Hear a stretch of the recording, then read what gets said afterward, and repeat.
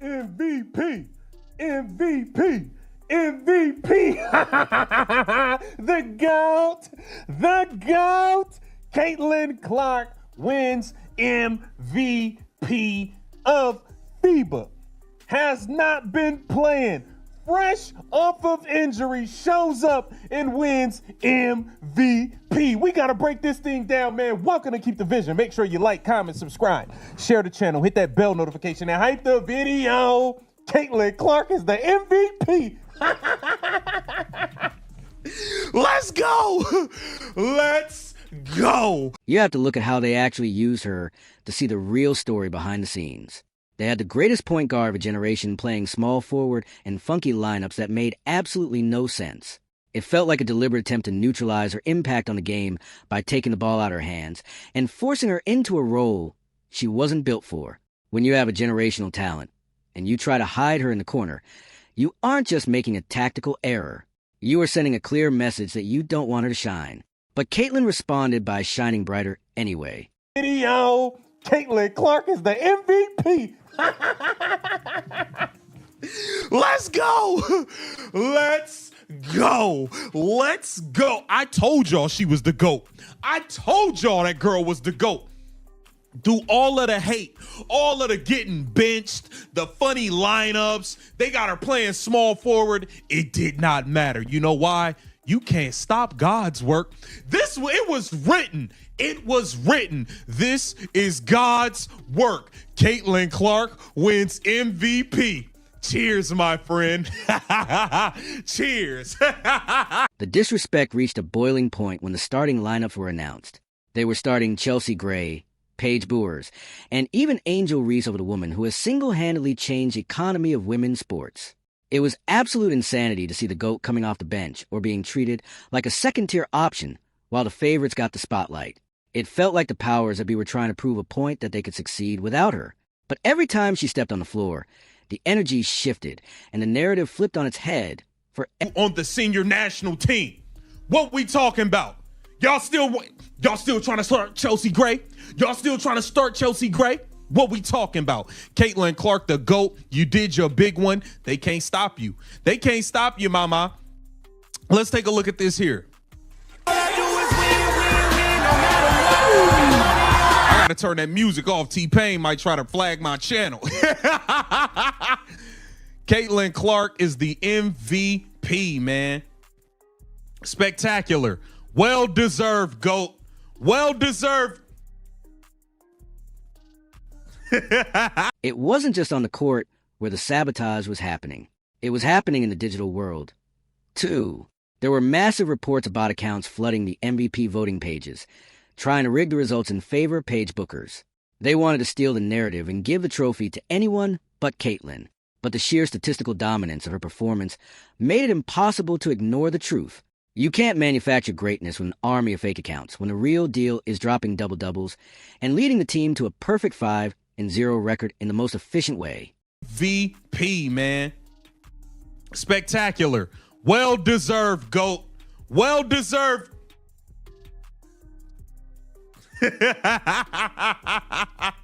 The face of basketball. Men, women, children, everybody included. This is the face of the sport. The face of the sport, man. MVP. This is spectacular. This is awesome. Wow. The real MVP. That's the real MVP, y'all. Come on now. Come on. Come on. When you break down the numbers, the plot to suppress her becomes even more ridiculous.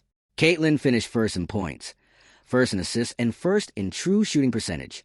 She even led the tournament in plus-minus and 2-point field goal percentage. How do you justify benching a player who is leading the entire field in every meaningful category? It was a statistical anomaly that could only be explained by a desire to keep her from claiming her rightful throne. Yet, she kept grinding, kept hitting those signature long threes, and kept... This is the real deal. Let's take a look at what she did. First in points, first in assists, first in true shooting percentage, first in plus-minus, first in 2-point field goal percentage. Caitlin Clark doing what the GOAT does. Get this CBA signed because this is just the beginning. This is just the beginning. We gonna kick a lot of you know what. We kicking ass and taking names this season. We taking names this season. Caitlin Clark is going for MVP of the WNBA. Of the entire WNBA. We had an op, Scott Agnes. Hey man, you did some People forget that she did all of this after being away for 8 months. While other players were staying sharp in 3-on-3 leagues or rival tournaments, Caitlin was recovering and waiting for her moment. To show up after that much time off and win MVP is a feat of pure willpower and natural talent that we rarely see in any sport.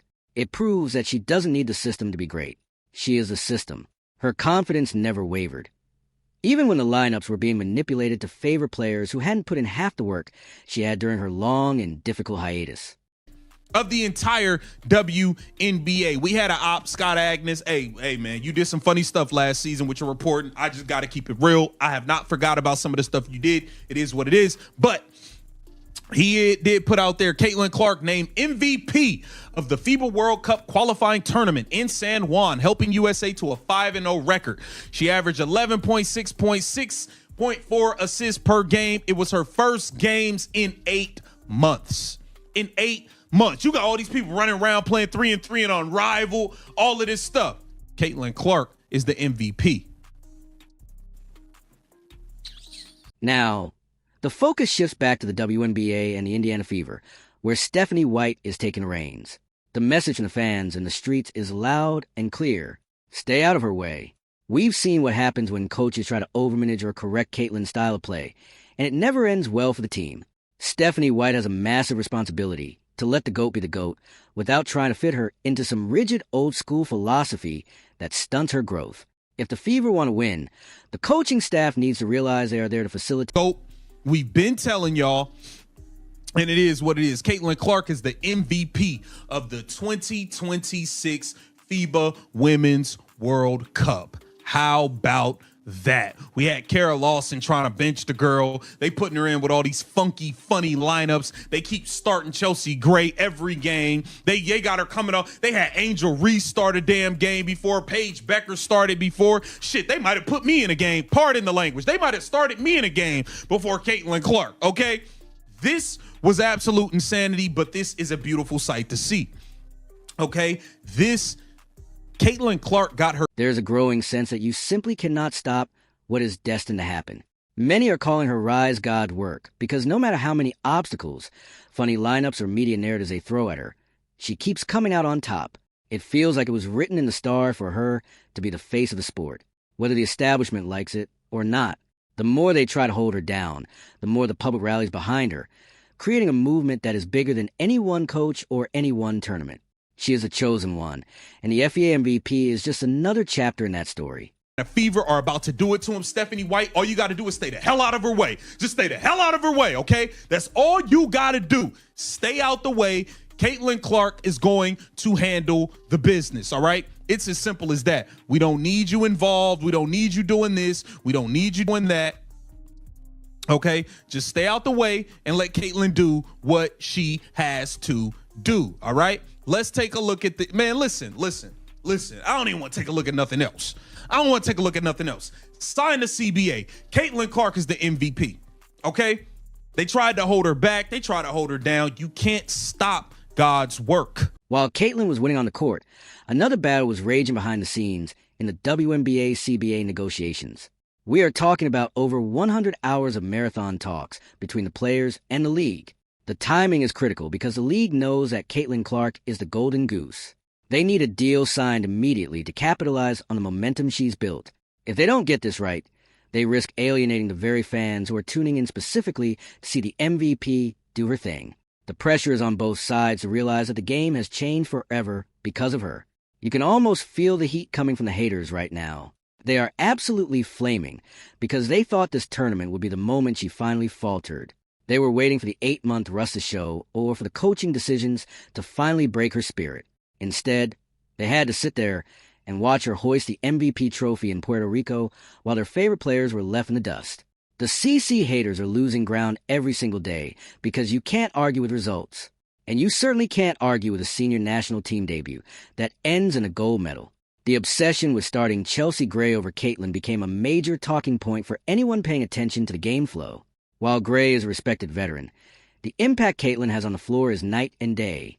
The pace of the game changes, the spacing opens up, and the defense is forced to react in ways they aren't prepared for. Continuing to start veterans just for the sake of seniority is a trap that many coaches fall into. But in this tournament, it nearly cost the team their identity until Caitlin took over and reminded everyone why she is the most dangerous player around. This isn't speculation anymore. It's official tissue. When you win MVP in a FIA World Cup qualifying tournament, you aren't just a college star or a hyped-up rookie. You are a global force. The level of competition in San Juan was high, and the pressure was even higher. Caitlin didn't just meet the expectations. She shattered them. This performance was a warning shot to the rest of the WNBA that the version of Caitlin Clark they see this season is going to be even more refined, even more confident, and even more determined to take every single trophy available on the shelf. We have to talk about Carol Lawson and the coaching staff's approach during this run. The funky lineups weren't just a minor annoyance. They were a systemic issue that threatened to derail the team's chemistry. Trying to force a superstar into a box is a recipe for disaster, and it felt like the staff was experimenting at the expense of Caitlin's natural rhythm. It's a miracle she was able to maintain her focus and deliver those elite stats while dealing with the constant shifting of roles. It shows a level of maturity that most people simply don't give her enough credit for. The vibe for this upcoming season is very different. The talk of taking names isn't just hyperbole. It's a promise. Caitlin isn't just going for wins. She's going for the WNBA MVP. She's already conquered the international stage in her debut, and now she's coming back to the States with a chip on her shoulder. The people who doubted her during the off-season or tried to suggest she was bad for the game are about to have a very long year. She is playing with a level of aggression and precision that suggests she's finally ready to stop playing nice and start taking what belongs to her. Puerto Rico was the perfect backdrop for this statement win. In front of a global audience, Caitlin showed that her game travels. Whether it's in a packed arena in the Midwest or a high-stakes tournament in San Juan, the result is always the same. She hits the big shots, she makes the impossible passes, and she leads her team to victory. The double-double in the final was the exclamation point on a tournament where she was clearly the best player on the court from the first whistle to the last. It was a masterclass in how to handle pressure and internal sabotage simultaneously. The Indiana Fever is sitting on a gold mine, but only if they don't mess it up. With the CBA talks dragging on and the new season approaching, the organization has to be perfectly aligned with their superstar. The drama surrounding the coaching and the lineups in the FIA tournament should serve as a cautionary tale.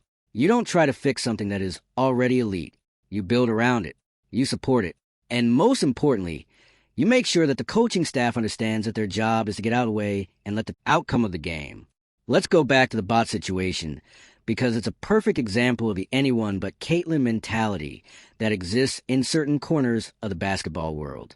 The attempt to rig the MVP vote wasn't just about Paige Bueckers. It was about trying to keep Caitlin from having another accolade to her name. It shows how desperate the opposition has become. When you can't beat her on the court, you try to beat her in the polls with fake engagement. But the real voters saw through the noise and looked at the stats. And the stats said there was only one choice for the tournament MVP. Most athletes would be happy just to look competent after 8 months away from competitive play. Caitlin didn't just look competent. She looked like she hadn't missed a single day. The legs were there, the confidence was there, and that signature long-range shot was hitting nothing but nylon. This suggests that her work ethic during the layoff was even more intense than we realized. She didn't just rest, she evolved. That's a terrifying thought for the rest of the league. As a more athletic and more focused Caitlin Clark is a nightmare to defend for 40 minutes straight, it's undeniable that she has changed the game forever. The impact she's made on women's basketball is visible in every ticket sale, every jersey sold, and every TV rating that breaks a new record.